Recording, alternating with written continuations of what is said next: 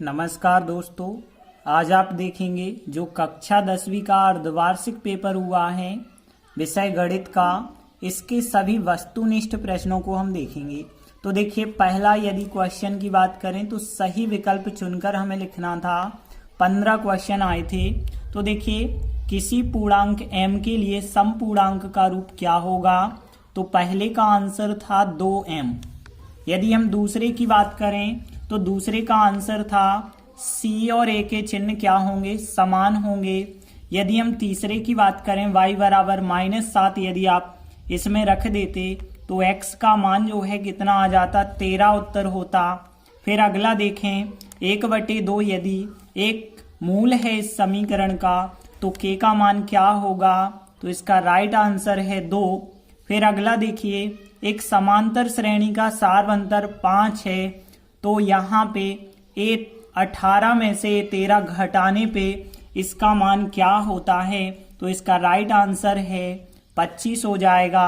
12 और 18 के HCF और LCM का अनुपात, तो देखिए HCF कितना आता? 6 और LCM 36 आता। 6 और 36 का अनुपात निकालते तो 1:6 आता। और अगला है x वर्ग -2x -8 के जो शून्यक होंगे 4 -2 होंगे, तो यहाँ 4 -2 इसका राइट आंसर। x - y बराबर 2x + y बराबर 4 का हल जो होगा वो क्या होगा?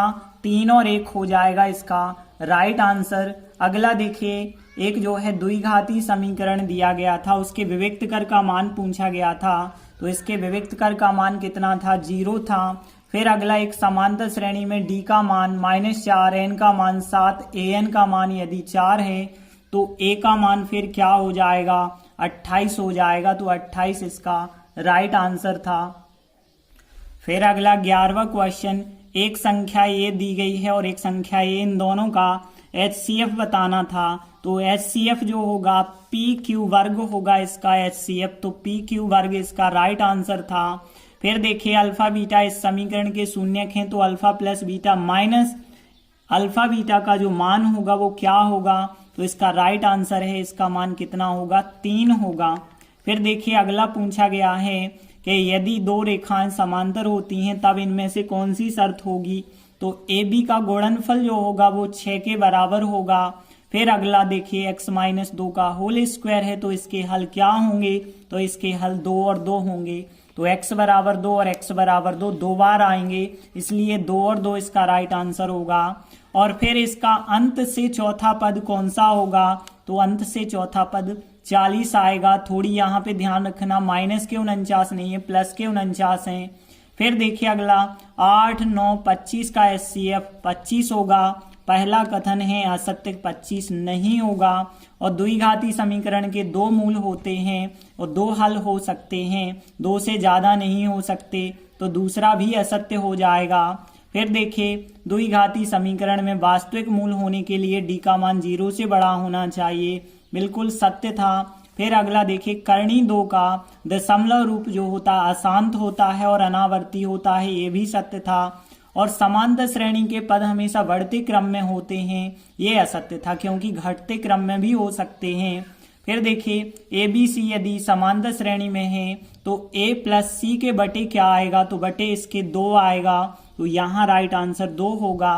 फिर देखिए, यहाँ पे अगला है कि यदि y x का एक गुणज है तब x और y का जो LCM होगा, तो इनका LCM जो होगा वो y LCM हो जाएगा। और फिर अगला देखते हैं, x वर्ग plus a + x × x + b के 2 शून्यक हमें दिए गए, तो a + b का मान क्या होगा? a + b का मान -6 आएगा, -6 इसका राइट आंसर होगा।